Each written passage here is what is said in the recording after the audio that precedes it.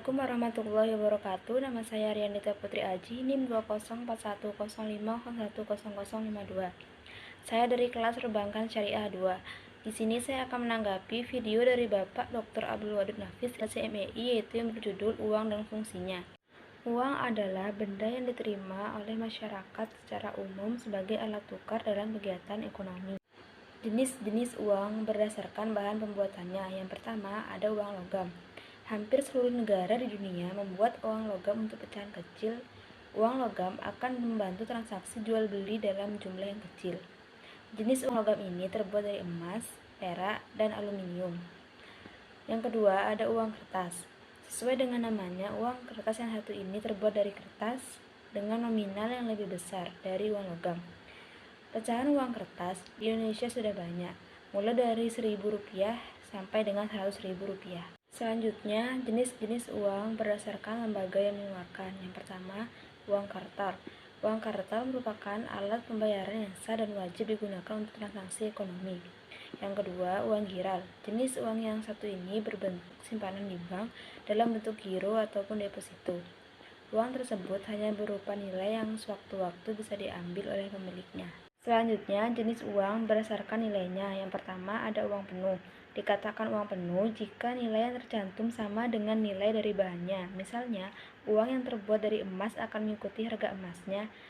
Saat harga emas naik, nilainya pun akan naik, begitupun sebaliknya. Yang kedua, ada uang tanda. Nominal uang ini bisa lebih tinggi dari bahan yang dibuatnya. Misalnya, uang tersebut dibuat dengan biaya Rp1.000, tapi nominal yang tertulis bisa jadi sejumlah Rp5.000. Yang ketiga, uang tukar. Nilai uang bisa dinilai dari barang yang akan didapatkan. Misalnya, uang Rp5.000 bisa ditukar dengan sebungkus nasi dan sepotong tempe. Selanjutnya, fungsi asli uang. Yang pertama, alat tukar yang sah. Uang menggantikan sistem barter atau menukar barang dengan barang di masa lalu. Sekarang, orang butuh uang untuk mendapatkan barang dan jasa dengan nilai yang bisa diukur dengan tepat. Yang kedua, alat satuan hitung.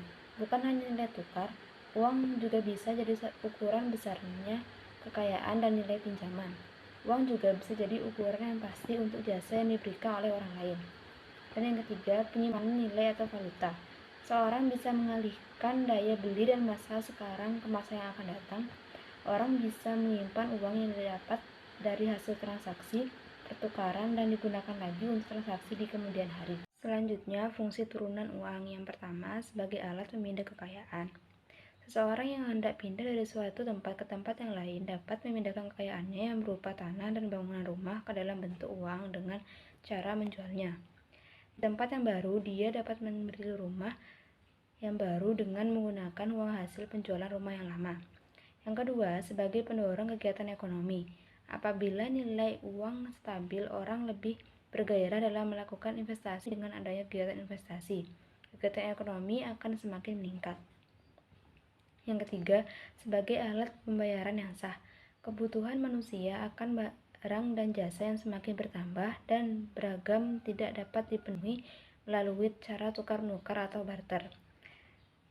Guna mempermudah dalam mendapatkan barang dan jasa yang diperlukan, manusia memerlukan alat pembayaran yang dapat diterima semua orang, yaitu uang. Yang keempat, sebagai alat pembayaran utang. Uang dapat digunakan untuk mengukur pembayaran pada masa yang akan datang. Yang kelima, sebagai alat penimbun kekayaan. Sebagian orang biasanya tidak menghabiskan semua uang yang dimilikinya untuk keperluan konsumsi. Ada sebagian uang yang disisihkan dan ditabung untuk keperluan pada masa yang akan datang. Yang terakhir, fungsi uang menurut ekonomi Islam. Yang pertama, sebagai alat tukar. Yang kedua, sebagai alat hitung. Dan yang ketiga, sebagai alat penyimpan kekayaan. Sekian tanggapan video dari saya. Kurang lebihnya saya mohon maaf. Wassalamualaikum warahmatullahi wabarakatuh.